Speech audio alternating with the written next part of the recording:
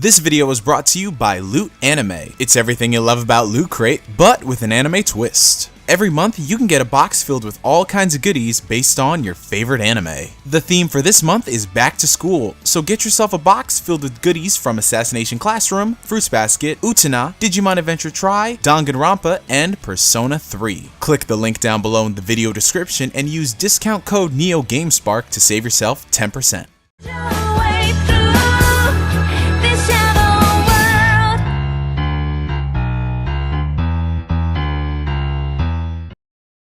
What is going on, everybody? NGS back again at day 3 for Otakon 2016. I've got my boy Sonny Strait. Full of Tic Tacs, man. You gonna leave me hanging though? Oh, I didn't see your fist. I have my glasses on.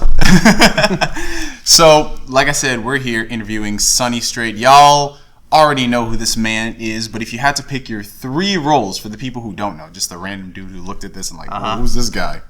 Well, you had to pick Krillin, because everybody knows Krillin from Dragon Ball Z. Toonami Tom, maybe? Yeah. That was the first Toonami Tom. Raised most of you. Let's see, third.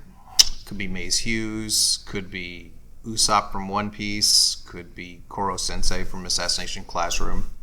Yeah, so it's a pretty wide and diverse list. So, outside of voice acting, you've been really busy this year. On the back end of things. A couple of months ago, y'all might know, there was an announcement for a new dub for Escaflowne, or the vision of Escaflowne. Am I saying it right? Is it Escaflowne? Escaflowne. There we go. And, you know, it sparked a lot of discussion from people because this was one of the first few Kickstarters that was done for a North American adaptation. So do you want to talk about the concept from, like, beginning to end on how that was? Because this is very different in the industry. Yeah, I think we were pleasantly surprised. We did the Kickstarter just to see if there was an interest in this, because it was 15 years old. And to invest into a dub that had already been dubbed seemed a bit of a risky venture, but to our surprise, I mean, we went way over what we were hoping to get. So then it was up to me and the cast to present something that would fight against nostalgia, because these guys, I mean, they had a pretty big following, you know, and I mean, that following alone is why the Kickstarter was so successful. But then it was like, okay, now we're going to fight against what people already expect it to be. And I said, you know, it doesn't matter how good it is. We could present the best show ever. There's still people going to go, no, I like that one better, because it was before us.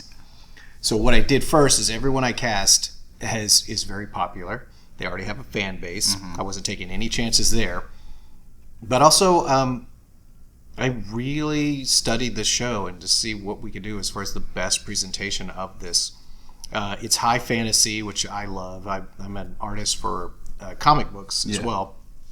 And one of the things I'm most known for is a series called ElfQuest, which is also high fantasy. So it was right up my alley. But still, even though I know we did a good job, I still was worried about how it would be received. And then at this con, they brought in Akane, the creator of the series. He watched it, and he said that we hit every emotional note. At one point, he was watching it going, it was like, I was trying to figure out when Hitomi and Vaughn learned how to speak English. I was like, that's awesome. Thank you. And he told me through his translator after the panel, he said, I want you to know that I wasn't just saying that for the panel. This is really good. You guys did a great job. And I was like, wow. Okay, so now I'm like, if you don't like it, I don't care. Yeah. Because I can't do any better than what the creator of the series wants. Yeah, you have his blessings. And that you mentioned nostalgia, that being a huge factor. Obviously, I'm going to bring this up. Which works in our favor and against us. Right, yeah. A case where I guess it was kind of like lukewarm was the redub of Dragon Ball with Dragon Ball Z Kai. A lot of people were really like stuck onto that nostalgia. But I think once a lot of people started seeing it on Toonami and everything, they started to notice that, wow, it's the same show I love, but presented in a way that, you know, for the time y'all were working with constraints and everything. Like, well, not only that, we have years of experience by then. Yeah. So, I mean, we were all very green when we started Dragon Ball Z. To have another opportunity to re-record after now we have our chops down was amazing. So, yeah, it was really cool. And also, I think it was edited better, the show. Kai was edited better. I mean, there's always going to be people who still say, no, the original was the best. Yeah. Come on, rewatch it. Exactly.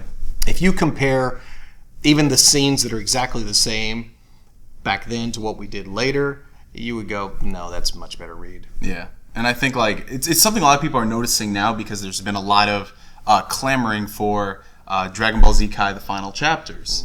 And like I know you can't get into this because and Super, for reasons. Yeah, and Super as well.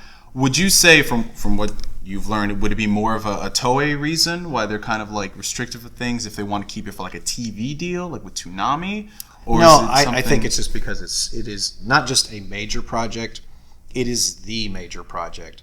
So contract negotiations on that are going to take a long time. Okay. And that's just the nature of the business now. When we started this, it wasn't such a huge industry, right? Now it's a major industry, and Dragon Ball Z is the top of that iceberg of the industry. So, of course, that's going to take the longest to negotiate. Yeah, that's right. And so moving away from talking about Dragon Ball for a bit, but going back to like the changes in the industry and how things are different now, there's this new phenomenon that's going on. Started off with simulcast, but now we have simuldubs. How has that been for you, not only as a person working in the industry, but as a fan of like anime in general? How has it been seeing the stuff like literally the next day? I think it was a great idea. The thing is that it takes us about a week to do an episode. Yeah. Right. So somebody got the idea. Why don't we do an episode a week, and do it right after the Japanese put out their version? And the great thing about that is that, because I said you fight nostalgia, you also fight the original actors in Japan. Because a lot of people are like, oh, I've gotten used to this. This is the one I want.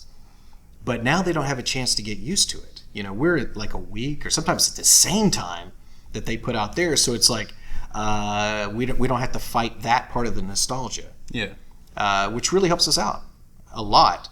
And there's still people who are like, I only watch subs or I only watch dubs. But you can't please fanatics. Exactly. But it's really interesting because, as a fan, 10 years ago, this concept is so foreign. I remember back in like my early days of the internet fighting against people saying, buy anime, support it. And they're like, oh, but I want it here. I want a dub, all that. And now we have those options. So it's just crazy to think about that sort of thing. Yeah. But yeah, ladies and gentlemen, this was Sonny Strait right here. Where can all the lovely folks stalk you and find your favorite brand of toothpaste? You can follow me on Twitter. You can see me on Facebook. That's mostly places, yeah. All right, cool. Yeah. Anyways, from me to you for now, my name is NGS, signing off from Otakon 2016, and I'll catch you guys later. Bye, guys. Peace.